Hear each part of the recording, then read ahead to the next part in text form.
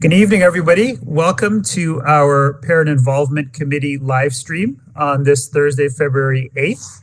To get started, as we always do, we are going to start with... Good evening, everybody. Welcome to our Parent Involvement Committee. Halton, as we know it today, is rich in history and modern traditions of many First Nations and the Métis. From the Anishinaabe to the Attawandaron to the Haudenosaunee and the Métis, these lands surrounding the Great Lakes are steeped in Indigenous history. As we gather today on these treaty lands, we have the responsibility to honor and respect the four directions: land, waters, plants, animals, ancestors that walked before us, and all the wonderful elements of creation that exist. We would like to acknowledge and thank the Mississaugas of the Credit First Nation for sharing their traditional territory with us. My name is Saad Juman. I am co-chair of the PIC committee. My co-chair is also here as well. Chair, you want to go ahead and introduce yourself? Hi there, I'm Sherry White. I'm also the co-chair of PIC, and I represent Milton District High School and Acton District School. Now, our first, and you're going to get a chance to meet many of our committee members later on in this meeting in various updates. But the first item on our agenda is a board budget presentation. So this is a presentation by Superintendent Roxana Ngoy. So Superintendent Ngoy, you can go ahead. Well, thank you and good evening, and thank you for having us this evening. And with me this evening is Jay Chantabong, our Controller of Financial Services. And I will just let Jay also say hello to the group, and then I'll present my screen. Good evening, everybody. Glad to be here today. And look forward to providing this presentation and answering any questions you may have on our budget. So thank you for the generous time on the agenda and for having us this evening. I'm just going to share my screen and hopefully everyone can see it.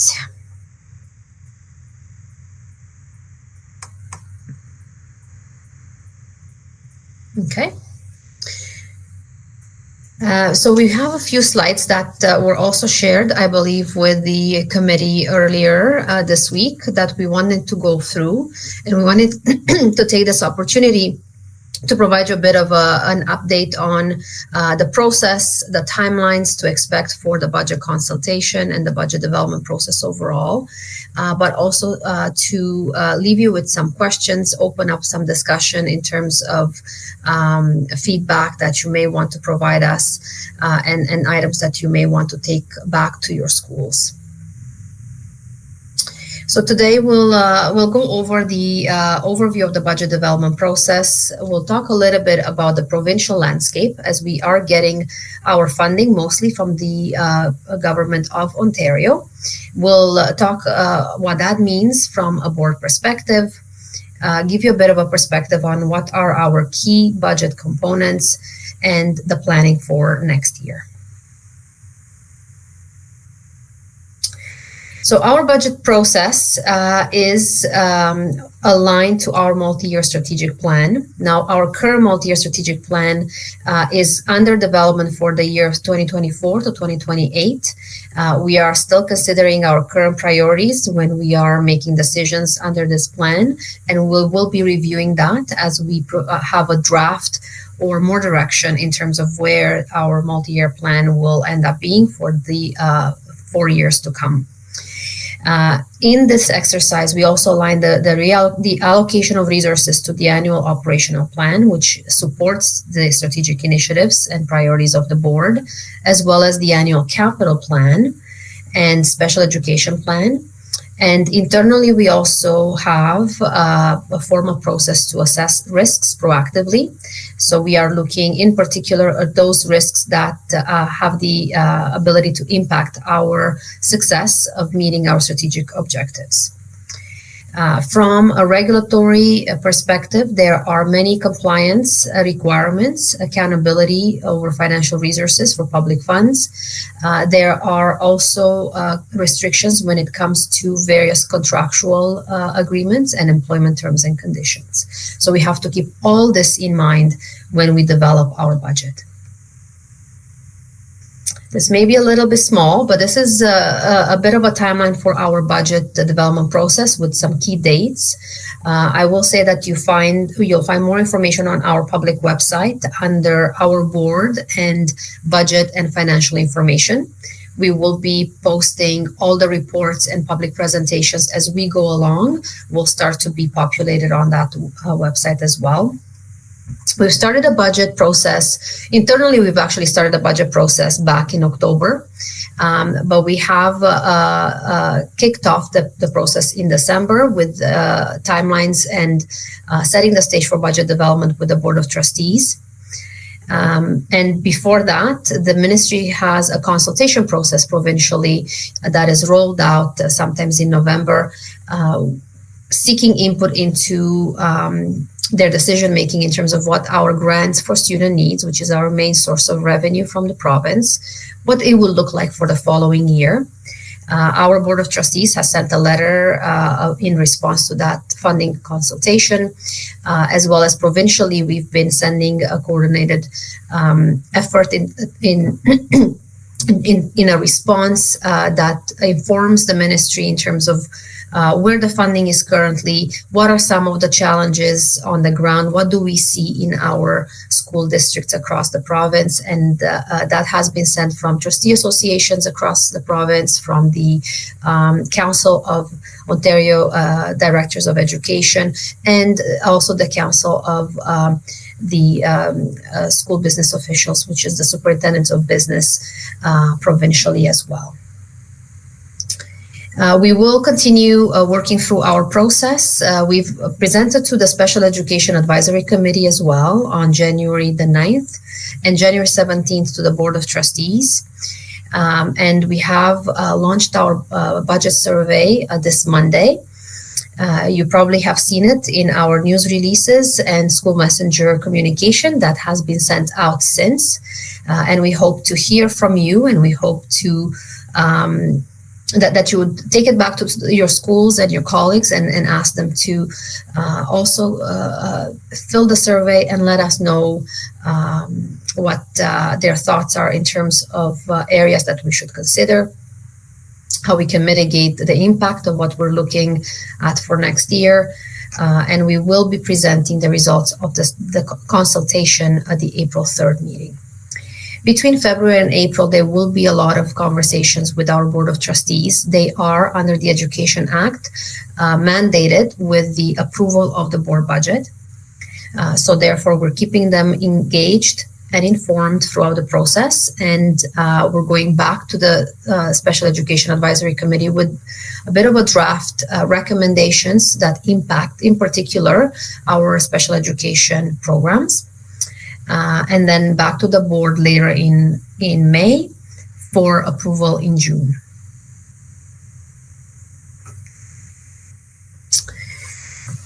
You will see the link to our budget and financial information website where you could follow along from now until June. We'll continue to post our presentations and reports on this website. The link for the survey is there as well. It is open until February the 26th. So please, we would love to hear from you, and we'll bring back on, as I mentioned, April 3rd to the Board of Trustees a report with a collated summary of results. The survey is anonymous. And so I'm just going to move on to provincial landscape. So what is it looking like in terms of funding and focus for the province? The education sector is the second largest component of the province or the provincial budget, second after healthcare, of course. And it is sits at about $27 billion. In addition to that, there are another $500 million in supports for student learning that are in the form of one-time priorities. So it's every year these could change. So they are called priorities and partnership funds, as well as supports for student funds, which are tied to collective agreements. So currently those are in negotiations. The central bargaining process is starting to wrap up. However, there's still a number of unknowns, and the future of those funds and supports for the school boards are still unclear at this point. Overall, the fall economic outlook for the province that was released a couple of months ago is talking about austerity measures provincially, with the focus to balance the provincial books by 2025, which would mean eliminating the current $5.6 billion provincial deficit. With the education being the second biggest component, if there are austerity measures provincially, they will impact our sector, of course. So we are being cautious in terms of our budget planning for next year in light of this focus from the government of Ontario, as well as keeping in mind that we're starting a planning process before we have all the information. Our grants for student needs do not get released until later in the spring, usually end of March or mid-April even. So we will not have a lot of this information until later on in the budgeting process. We do, however, have to make some tentative decisions based on our staffing timelines, and they usually occur earlier by beginning of March when we have to make some tentative decisions, then we revisit them as we get information later on. So what does that mean for Halton District School Board? When we look from a funding pressure perspective, and over the course of a few years, the funding has changed slightly, and it has not kept up with the growth and the diversity and the demographic of our region. So the region of Halton has seen tremendous growth in the past and an increase in diversity.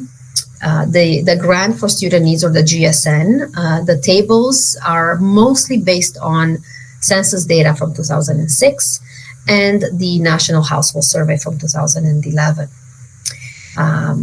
There were a couple other major changes in the last few years. In particular, the special education grant has been reallocated provincially between 2024 to 2018, so over the course of 4 years. And our school board in that process has lost a total of $20 million. Most recently, from a federal government, there was a change in the contributions for CPP and EI, the statutory benefits. We've seen them on our pays when we as employees have to contribute more. But as an employer, we also have to increase our contribution, and that did not come with an offset in funding. So for us, that is an annual cost of over $7 million. There's a new transportation funding formula for student transportation. Unfortunately, on this, we were on the losing side again. So we've lost, if we compare the two formulas with the same parameters, we've lost about $2 million on that.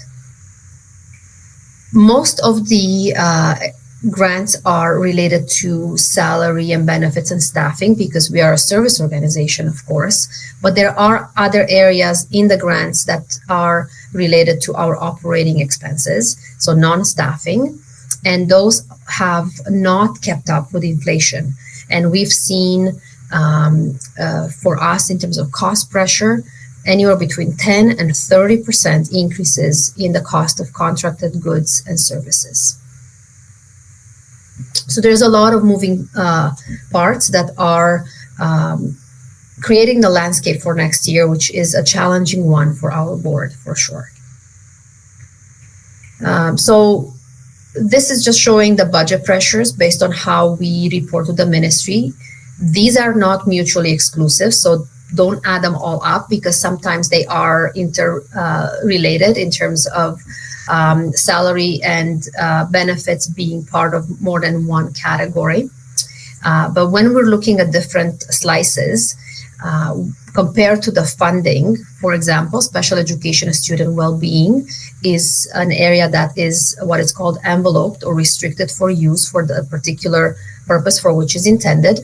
And as a board, we have spent over the funding allocation over the years because it is one of the areas. Instruction and special education are the areas of priority for our board. But we cannot, with all these changes in the funding, we cannot continue to maintain the same levels of supports.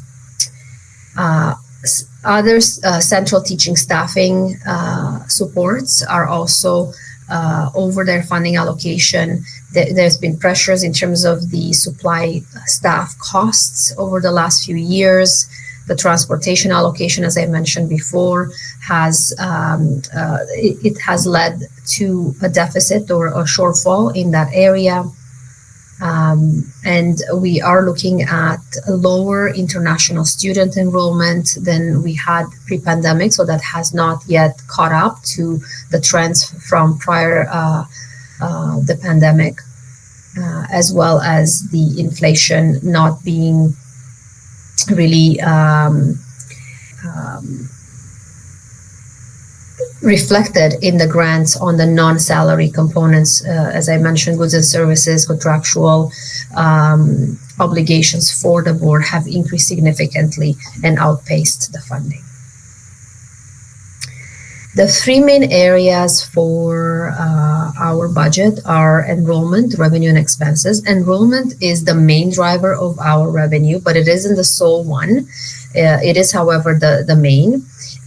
Other areas that are generating revenue for us include the demographics of our population for our region, the number and shape of our schools, the size of the schools in terms of maintenance and cleaning. So there's other factors that determine our grants, but mainly is enrollment driven. So with that, I wanted to just show you the two panels. We currently have about 67,000 students between the two panels. And just looking back to 2017-18 and looking to 2027-28, so a 4-year forecast, you can see that the enrollment panel in particular has been going up and down depending on whether the entry grades, the kindergarten grades, are lower than the graduating grade 8 grades that are moving into the secondary panel. And currently, we have seen a decline in this year, and we're expecting a further decline in next year before we start to see another rise in enrollment. And from a secondary perspective, it's been a little bit more steady in terms of seeing a growth over time up until this current year.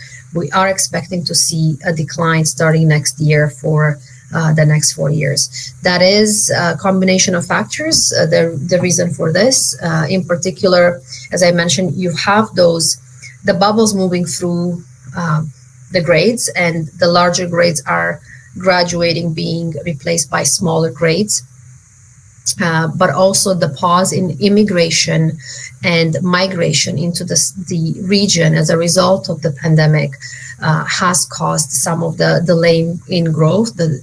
We've seen also migration outside of the urban centers. So a lot of the GTA school boards have seen a reduction in enrollment, while the rural school boards, 200, 400 kilometers outside of the city boundaries, they have seen a significant increase in students, in families with school-age children moving into their area. So there's been a little bit of that as a symptom of the pandemic.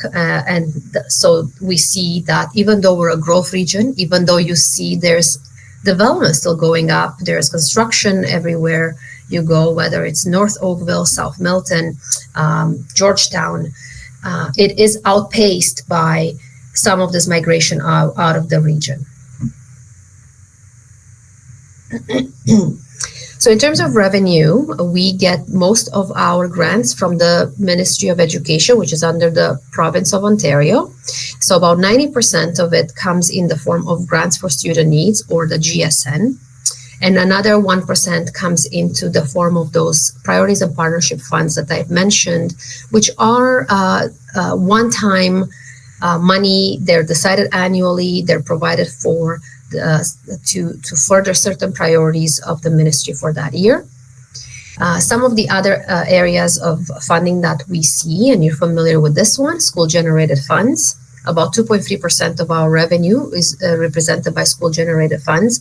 While we consolidate that funding in our financial statements as required under the regulation, this money belongs to the school where it's generated. So every school has their bank account and accounting and ensuring that the funding is spent in accordance with the guidelines. But overall, it represents about 2.3% of the total revenue. We do have a strong cash balance and an accumulated surplus as a board, so we are in a good financial position. So we do generate some investment income. And other fees and revenues would refer to, for example, international student fees, rental of our properties as schools and fields and things like that. As well as the amortization for deferred capital contribution is a form of revenue that offsets the non-cash expense for amortizing our assets, our schools. And this is just provides you that information at a bit more detail, which I'll leave you with this slide, but I'll go on to the expense slide. So how do we spend the money? We spend 77% directly on instruction. So that is the classroom and everything that supports the classroom.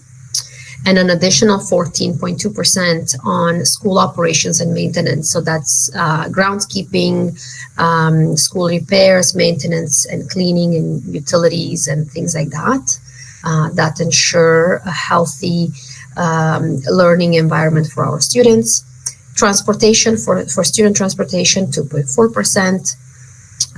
And 4.2% includes the school-generated funds-related expenses, I think mainly that.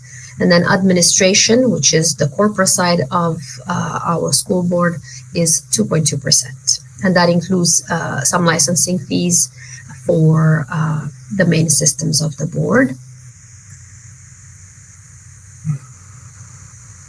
So this just gives you a bit of a description in terms of what are in those categories. And the next pie chart, it shows that as a service organization, we spend most of our budget, about 80%, on salaries and benefits.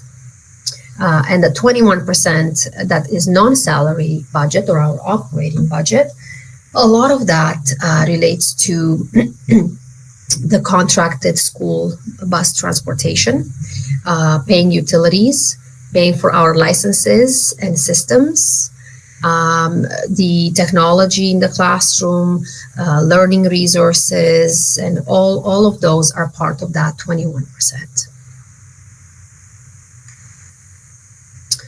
So where are we for next year? Currently, we have a $7.7 million deficit. We do have a healthy accumulated surplus. And in the past, the regulation has allowed school boards to run a deficit that is within 1% of their budget, which it's called a compliant budget or a compliant deficit, as long as there are sufficient accumulated reserves to draw down on. The new regulation that came in place a few years ago required that a school board that is running a deficit 2 years in a row has to balance the budget the third year. And that's where we are now. In 2024, 2025, we are required to eliminate the $7.7 million deficit. So the Board of Trustees is required to approve a balanced budget. And anything else, even a dollar that would be requested to be spent from accumulated surplus, would have to come with the approval of the Minister of Education. So in order to do that, we have been working since October, looking at all the efficiencies that we can find in our system. We have looked at our staffing processes to make sure that they are as efficient as possible and as close as possible to mandated class sizes. So wherever in the past, due to growth and additional funding, such as COVID supports that we've received over the last few years, wherever we were able to be more flexible with the class sizes to provide more support in the classroom, we are no longer able to do so because the funding has stopped. So we're looking at all of our class size allocations, all programs, the viability of programs, the transportation for optional programming. We're looking for any duplication of services, as well as all non-salary budgets.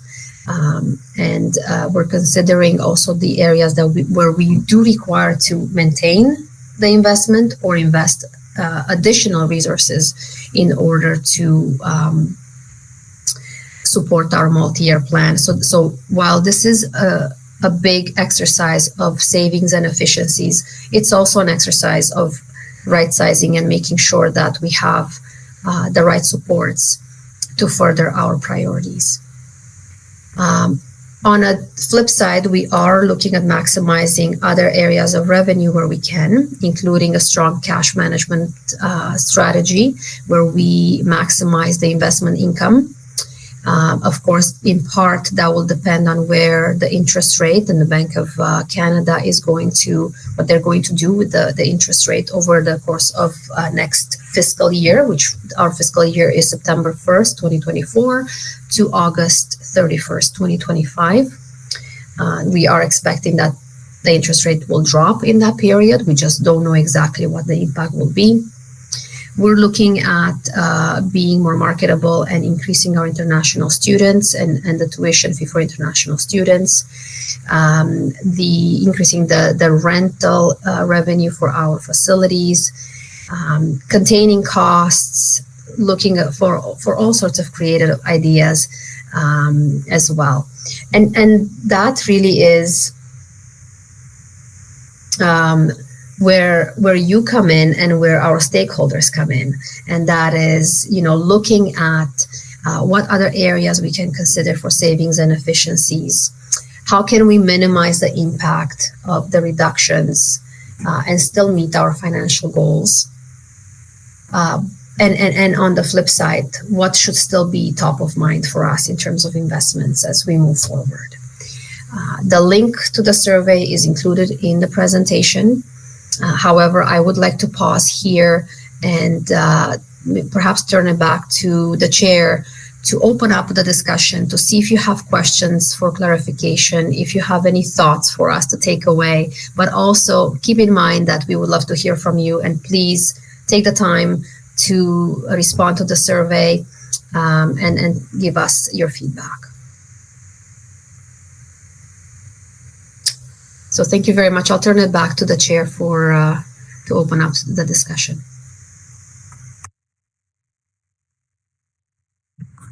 Thank you very much for that great presentation. And Suzanne, can we get the other deck up as well? Roxana, are you hoping if there may be some questions that we have a few moments now to respond, that you might have a few moments now to respond to the group? Yes, I would. If you have any questions for Jay or myself, please let us know. If you have any thoughts about the questions that are on the screen, I'd be happy to take some notes down. So open to the group if there's anybody that would like to ask a question now or share anything or ideas or thoughts.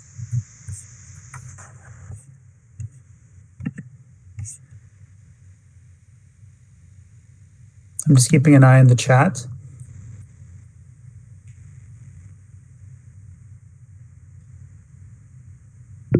I think everyone is, somebody, Zena has raised her hand. Zena, you can go ahead. Thank you so much, Sod. So my general question is regarding the survey. I just went through it very fast. It is almost, like it is multiple page, but the actual page for the survey is almost 2 pages. One is with the comment section and the other one with the selection. So I was just curious if there is a way just for the parent, how to consider or how they can give the feedback regarding the area that they can be considered as a type of saving and efficiency. Especially, you already mentioned that in the slide about the migration. I know it is the effect of the pandemic, but was just general thought in my brain. It is also maybe we can consider, maybe it will be in the survey for many parents, is the house expenses. The housing in the Halton region is coming up during the pandemic, causing many parents to leave the area to go to the other areas, which is less cheaper regarding mortgage, and also they can buy half the price of their current houses. This causing a lot of students going out of the area, and this causing the deficiency and this deficit in this. So maybe this should be considered. I know that it is a school wide, but this survey is going up to the provincial part. I think this should be considered also the housing expenses in the area. And thank you for your thought. You are absolutely correct. When we've seen the big increase in the market, the real estate market here in Halton, we've seen at the same time that families with younger children, with school-age children, have moved to more rural areas where it was more affordable, and with the remote learning that also facilitated that migration out of the urban areas, for sure. This survey is internal to the school board. We will be sharing the collated responses with the Board of Trustees and publicly. It's going to be available publicly on April 3rd at the April 3rd board meeting. It is not a tool necessarily to influence the province of Ontario's housing policy in terms of housing affordability, but I know it is top of mind for all municipalities and as well as for the province. And you're absolutely right. It's one of the areas why we've seen a decline in enrollment in our region. In terms of how you can, so the survey, the way it's set up, it provides our parents and guardians, our students, our community members with the information, pretty much what we've been sharing today with you. So you can skip through it or you can read through it depending on your familiarity with that information. So it's there. You have to skip a couple of pages to get to the question. There's really, a question about identifying the group you belong to. And then there's only 2 questions that we're looking. One is focusing on what are some areas of savings and efficiencies that we can consider and how we can minimize the impact to our students' learning, student well-being. And that's an open text, so you can provide your feedback there. You can go back to your school councils. You can submit it as a group as well. So you're welcome to do that as a group and provide more details in one submission, or to do it separately individually. And the second part is an area where we're listing a number of areas, and we're asking you to prioritize which 3 are top of mind where we have to continue to consider investment in. And of course, there's a field for other if you would like to mention anything else. So that's what we're focusing on. Our main focus is on saving and efficiencies. And then the second one, we don't want to lose focus on what is the top of mind for our community. Thankful. Thank you so much. Laura, you can go ahead. There's another question. Perfect. Thanks. Just a quick one. The survey is great. Thank you so much. This was a really helpful presentation. I'm wondering if there's also going to be an opportunity. Sometimes I think when you're talking sort of more broadly about all the different ways you can find savings, it's hard for some parents to be able to identify where those may be coming from. Will there be any opportunity to also provide feedback as you get a little bit further into the budget process where you may be proposing specific changes or more specific areas at sort of more detailed level, or is it too tough to get feedback at that point? Because I also know you're on tight timelines. The timelines are very tight. So what we're gathering the feedback now so that we can make the final decisions.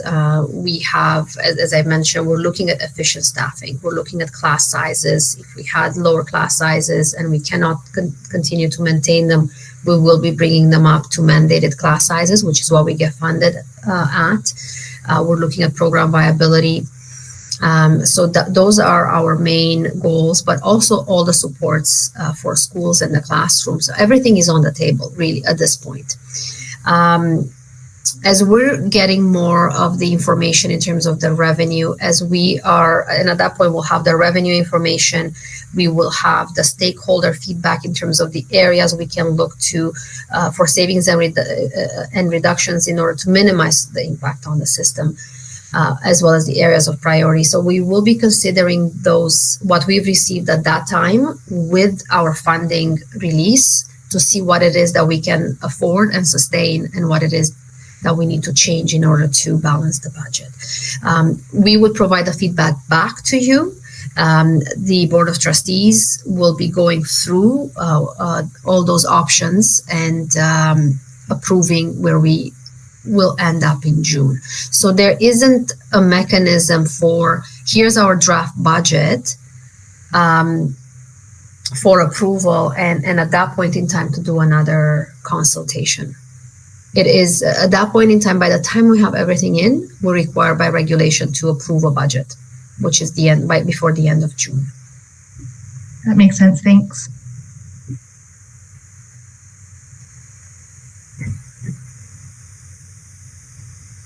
Any other questions?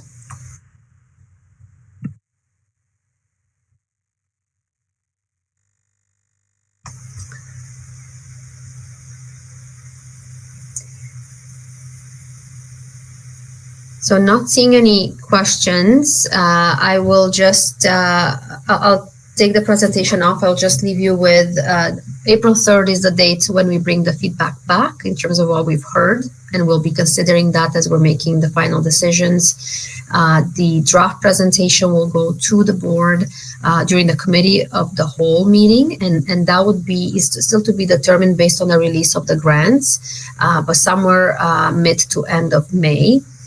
And then the board reports with the budget information goes to the board in June, both June meetings, actually, and approval before the end of June. So thank you very much for your time, everyone. And if you have any other thoughts, you can contact Jay and myself. You can leave your thoughts in the survey. We'd love to hear from you. Thank you so much.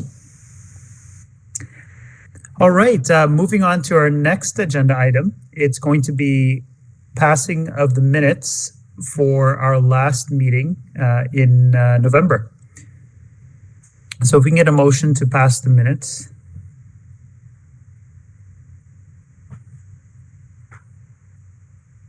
Okay. Okay. Tazeen has, and Jennifer has seconded it. Oh, many people are seconding it. All right. The power of virtual emojis. Okay, great. Next, we're going to move on to committee updates. So we have our PIC committee here virtually, and several of us sit on various committees that have different functions. So I just want to open it up for anybody that may have any PIC committee updates from any of the committees that they sit on currently.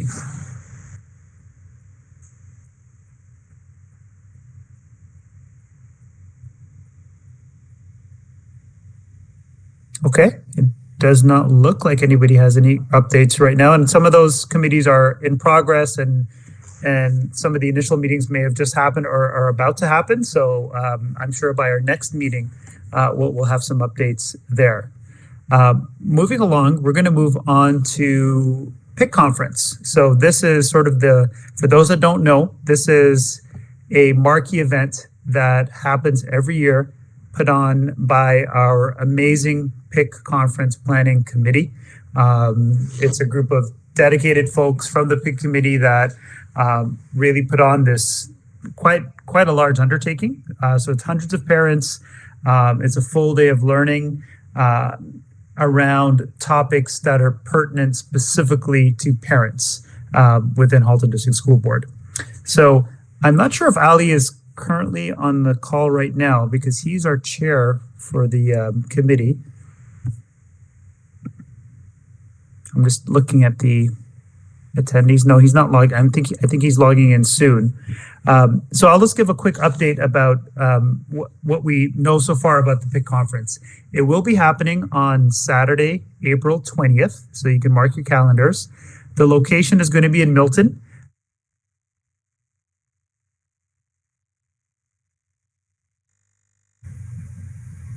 It was the site of last year's PIC conference, and it's an absolutely amazing facility.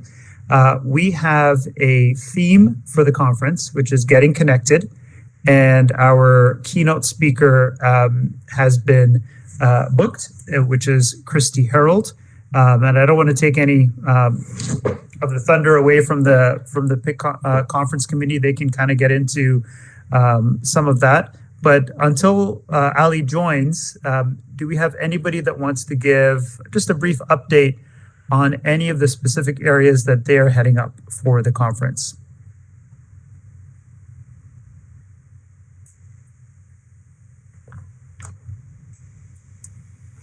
I don't have an official update yet, but if you do have a high school student that is in need of their volunteer hours, you to just tell them to keep a lookout at their schools, because there will be information coming out about how they can help us volunteer at the conference and get their community service hours as well. Great point. And yeah, great opportunity there, because we need a lot of help and a lot of volunteers like last year. Jennifer, go ahead. I was just going to say we're meeting tomorrow to go over the speakers, workshops, and community displays. So we're still in the very early stages of planning and organizing. But if there are, again, if you know someone who wants to do a workshop or speaker or anything like that, we'll be reaching out to the community soon about that as well, because the more the merrier. But very early stages.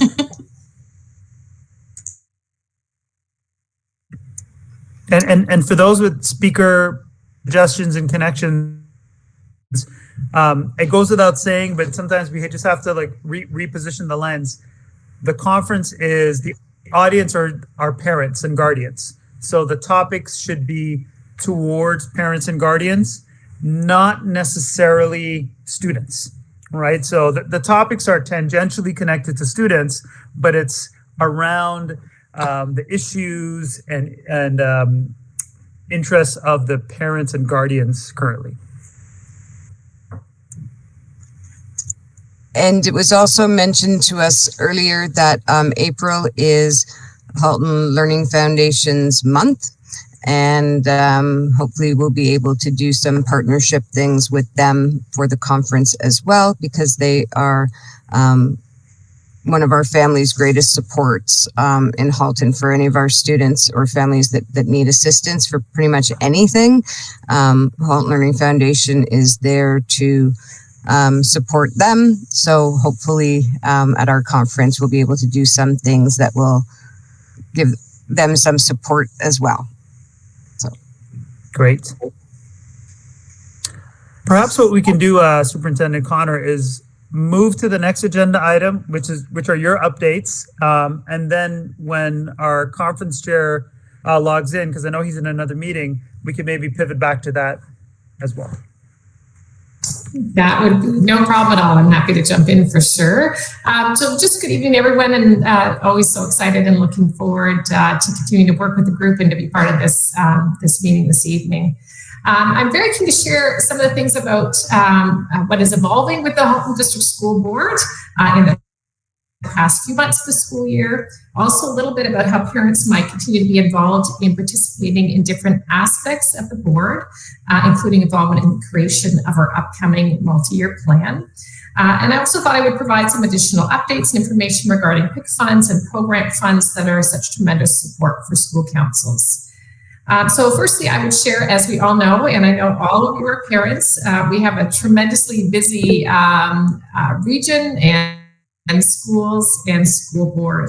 As I know you're aware from your own school communities and from your own children, there are numerous information nights, celebrations, co-curricular activities, sports events, fundraisers, and of course, rich and engaging learning for our children that are in secondary schools. I have two. We know that they've just recently completed exams and have launched into semester 2. So everybody's busy and I know working very, very hard.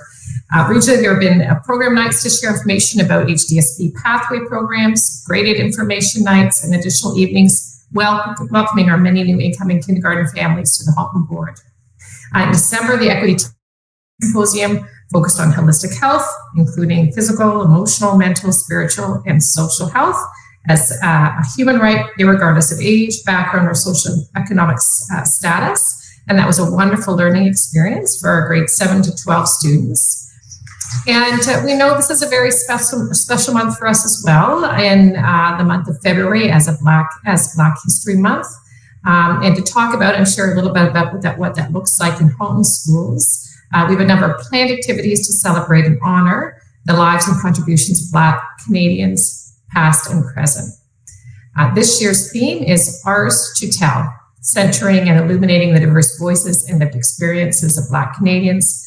Of course, provides us with a deeper understanding of their historical and contemporary experiences, contributions, and triumphs, which are very much a part of Canadian history. I also thought I'd just take a quick moment to share a quote from Superintendent Petco, who is one of our superintendents, family school superintendents, and she has direct responsibility for our equity and inclusion department. Superintendent Petco shares, a continued engagement with history is vital as it aids in giving context to the present. Black History Month is an opportunity to understand Black histories, shift from stories about racism and slavery to stories that spotlight Black achievement. Black History Month affirms and celebrates Black identity and educational lessons and resources, as well as our collective duty to continue the learning and conversations beyond this month into everyday teaching moments within our schools and broader HDSB community. Each of our schools is also engaged in providing rich learning experiences for our teaching staff, aligned with our multi-year plan, with a continued focus on student learning and achievement, mental health, environmental leadership, and Indigenous perspectives and awareness. If you have an interest to know a little bit about the staff learning activities for your school, please know that you can find this type of information on your school's website, or can certainly ask for your school principal to share what this learning looks like when you have a chance to meet as a school council. At the board level, there's been continued review and renewal of our administrative procedures, which govern the work of schools, focus on emergent issues within schools, and more recently, we've begun preliminary budget discussions, as certainly Superintendent Nagoya has shared, as we consider potential budget decisions for the upcoming year. I was really keen to share a little bit about how, as parents, we can get involved in participating in different aspects of our board's activities. So, of course, the involvement of Superintendent Nagoya today to be able to share and highlight through her presentation the setting of the board budget really reminds us how important it is for all families to be encouraged to share their feedback, their ideas and suggestions as we work through this process. And I very much encourage everyone to get involved and have a voice in influencing these types of decisions. In the past and current months, the board has been working to review a number of policies and guidelines, including items like the HDSB Code of Conduct. So I wanted to share, I'm working right now with some of our senior staff members to develop strategies to include the voices of our parents in these discussions. Also, the multi-year plan is up for renewal. We're just in the final years of our current multi-year plan that guides and directs so much of the work and energy within our board. And these preliminary discussions for our upcoming plan that will guide and direct the next many years of our board are just beginning to unfold. You can absolutely ensure that the board will be facilitating opportunities for parents and guardians to again share their ideas and perspectives as we collectively develop the vision for the Halton District School Board for the 2024 to 2028 school years. There's also lots to share in regards to the Parent Involvement Committee, and I know we've had a number of updates and we'll continue to share as we move forward, as well as the continued commitment we have in supporting school councils. The Parent Involvement Policy Funding, or our PIP funds, have been distributed to each of our school councils at the end of January. So if you haven't yet seen that in your own school councils, you will see that in the next couple of days, I'm sure. And of course, our PIP funds are available to support the active engagement of our parents within their school communities.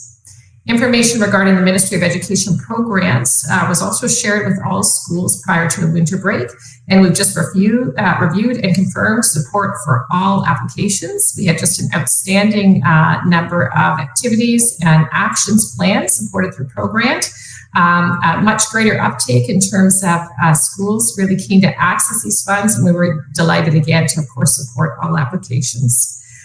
We also, at the suggestion of members of the PIC committee, moved forward with generating a list of presenters and activities that have taken place via the program in past Halton schools to really help to frame for school councils some of the things that may be possible within their own school community, and to create a resource or a reservoir that school councils could access to begin to kind of frame and again move forward their own plannings and decisions around how to best support and engage parents. And just for your own collective awareness, we'll continue to update that resource as we move forward year by year.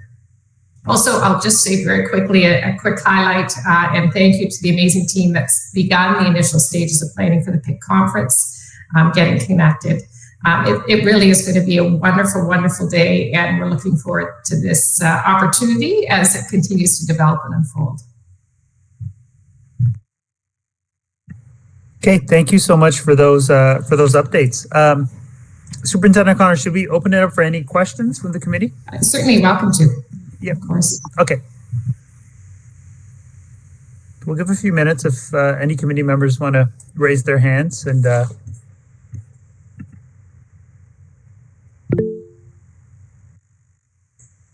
okay, Jennifer, go ahead.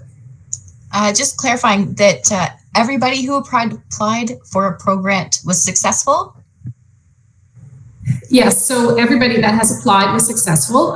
What we do, and this has been consistent with past practice, is that we allocate $500 per submission with the option to submit for an additional $250 up to $750 depending on the plan.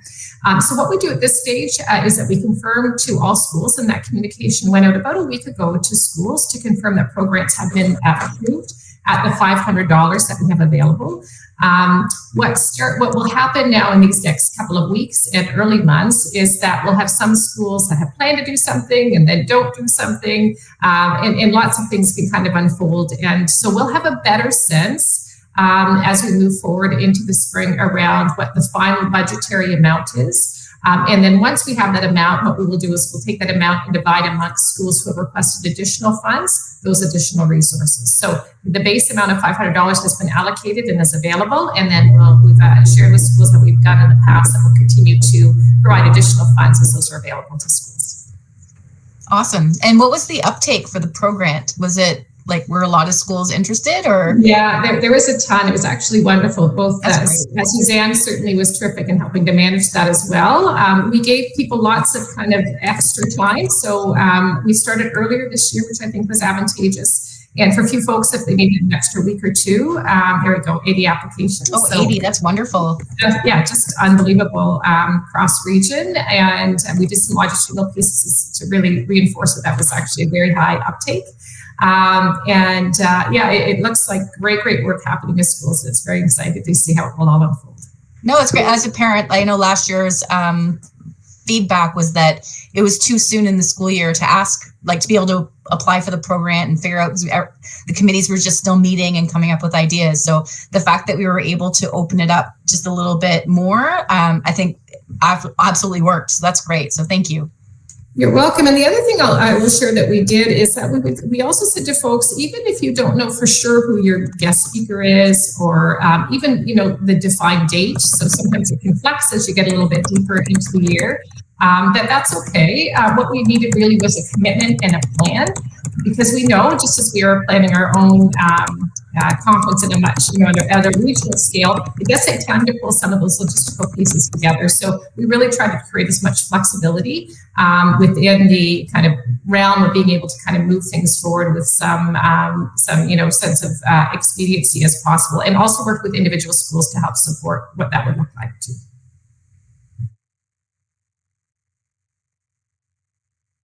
Thank you, Jennifer. Laura, you can go ahead. You have your hand up next. Thanks. Just a quick comment. We had our council meeting last night. We were thrilled to hear about the grant. So thank you again for making that announcement. I'm wondering if it's any opportunity for us as a PIC committee or as others to reach out to those schools perhaps that didn't submit, just to find out if there's anything we could do to support them in future years, because it is such a great opportunity. And I think especially I'm from a smaller elementary school, so sometimes there can be a lot of turnover or people don't quite know what it is. So just something to consider moving forward to make sure we can really reach everyone. Yeah, I think that's a great suggestion, Laura, and I'd be happy to follow up with this meeting to send a communicator that we do know what specific schools didn't apply. Sometimes it's exactly what we've identified, that there's been a turnover or a new principal or a new council, and sometimes just schools have a little bit more transitional pieces that make it a little bit different, or rather difficult, I would say, for current year, but certainly we could reach out and do that. The other thing that I really think was valuable is what our PIC team suggested around being able to provide a resource for folks, so that as they're sitting there and they're really maybe new out of the game, they have a chance to see kind of the range of things that schools are doing, and not atypically, some of those things really resonate for many schools. Suzanne and I have talked about, it was a lot of work, I'll say, on Suzanne's part to kind of cultivate that and pull that together current year. Our plan this year, when we ask for follow-up reports, which is a requirement for this particular grant funding, is that we'll include some language to ask schools if they can provide, if they would recommend who their guest speaker was or what event that they did to other schools. So that one, again, schools will be able to know, another great content in the board, but they'll also know and get a sense of what the quality of what that presentation looked like. So it gives us a little bit more information, again, to really share and resource school councils to be able to move forward with this and really find it to be wonderful in their school communities. Thank you, Laura. Any other questions for Superintendent Connor? Okay. Well, we are in luck. We're going to go backwards a little bit. And the chair of the PIC conference has joined us. So Ali, I'm going to give the floor to you for a few minutes if there's anything else you wanted to add about the PIC conference. Thanks, folks. Sorry, I'm double booked tonight, so I'm literally running between events. I'm sitting outside of a coffee shop outside of one event, and for some reason my camera is not working. So I want to thank you for, first of all, stepping up and providing the general update of the event. I think we've covered keynote speaker, theme, and location, date, and time, from my understanding. What I will add is that we have an amazing team so far, and it's a growing team. So I would encourage anyone who's interested in joining the conference coordinating committee to step up and please send me your name and join the team. We are looking for folks that can help us with workshops, food and catering, child minding, community displays, and student volunteers. And there's other spots and spaces where we could use the help as well. So if you are interested, you can either contact myself directly and I can make my email available somewhere else, or you can contact Suzanne or even Superintendent Connor if she doesn't mind, and we can move forward with that. What I will say is that our first update meeting is tomorrow, and I'm excited about that because we will have these consistently based on what the team thinks. 2 weeks, 1 week, every 3 weeks. However, as we get closer to the conference, I'm sure we'll move towards a 1 week update model. And the idea there is that we pass information back and forth But most importantly, if we have any requests, any issues, that we raise them in enough time that we as a team can take care of them. Of course, working hand in hand with the school board folks as well. I'm not too sure what else I can add since I just literally jumped in. I'll take any questions if that's appropriate. If not, thank you for your time. So let's just see if there are some questions, and any questions from the committee for Ali. But while we're waiting for that, I will say, maybe Ali's being humble, but we would definitely welcome volunteers with any expertise you have in any of the things that Ali mentioned to help with the PIC conference. I mean, it's fueled through the love and hours coming from volunteers like yourselves that may be listening to this. And you could be the proud owner of a volunteer t-shirt, because that's what we have to offer. I just want to emphasize newly redesigned volunteer t-shirt. Yes, that's important. To emphasize that part, yeah. Okay, Ali, I don't think And, there are any environmentally friendly mugs, hopefully, too. Yep, environmentally friendly mugs. And I know you're double booked. I don't think there are any questions coming in because we covered a lot about the PIC conference earlier. So thank you so much for those updates and that very important point about a call for volunteers. I will also just make a point to any parent that is seeing this live stream. If you do want to volunteer day of, and it is in any of the areas that children are involved, like with our child minding, if you don't have one yet, please get your police check done. It can actually be done online, and then they email you the your confirmed paper. So it would be the volunteer sector, and you can check off as well the vulnerable screener, which makes sure that you're okay to work with those under the age of 12. So, and it usually takes a few weeks to be processed. So if you don't have a current police check on hand, it would be a good idea to do that now so you have it in time for the conference. That's a great point. Thank you, Sherry. Excellent point. Because we want to be able to use your energy once you show up. Next, we're going to move to winding down the meeting. We're going to give the floor to Trustee Zhang for trustee update, if there are any. Hi. Today, Superintendent Nagoi had a great presentation on the board budget. Board budget is very important to our HDSB community. As Superintendent Nagoi said, early this week, Monday, February 5th, 2024. So HDSB sent an email to HDSB parents seeking inputs about 2024-2025 budget. So this is a great opportunity for parents to provide the feedback, and we like to hear the priorities, the area to direct more investments towards, and we like to hear your feedback. The online survey will be available until February 26th by 4 p.m. Superintendent Nagoi's presentation has a lot of information about the current challenges and the budget timelines, and it's highly recommended to watch the recording of the presentation again. And the second thing I want to say is every year starting the late January, there's a student trustee election. Students have multiple channels to share their opinions and ideas. Some students send to trustees directly email sharing their opinions and on policies based on the news they learned. Students can also engage the student senator at each school and the student trustees. Some ideas will be brought to the board for discussion through student trustees.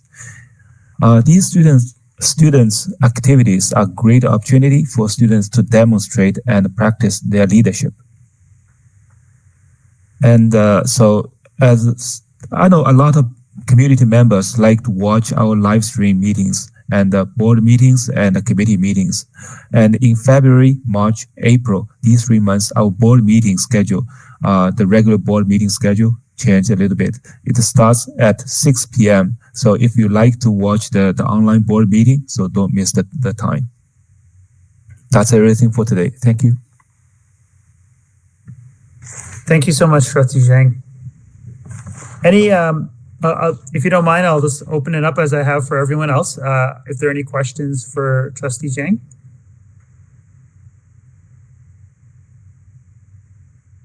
Okay, no questions. So moving to our final item, which is our adjournment and closing remarks. The only thing I have to add, and then I'll give the floor to my co-chair, Sherry, is next meeting is on April 18th, which is the same month, and a few days before our PIC conference. And if there are any questions for either of the co-chairs, our emails are there as well. Sherry, anything you want to add as we sign off? Other than I just realized the other day that our next meeting also happens to overlap with my Halton Hills School Community Council meeting. So I might be having to do a little double duty that night. And of course, being 2 days before the conference, I'm sure there's going to be a lot of things to discuss or to tie up. But I like the fact, though, that at least doing these meetings in the evenings, it's still like daylight outside, or starting to be a little bit more daylight outside. So it doesn't feel like the days are as long. But I do thank everybody for coming. If there's, again, anybody that you know that wants to volunteer, and I stress too that any parent at any school in Halton can volunteer to help us out with the conference. You don't need to be on your parents' council at school. You don't need to be the PIC rep at the school. If you just want to be involved, that's great. And again, help spread the word about saving the date so we can have as many parents coming out to the conference and experiencing the keynote. There's going to be a lot of great workshops and speakers that day. So it's going to be a great thing. And thank you all for coming. All right. Thank you. Have a great night.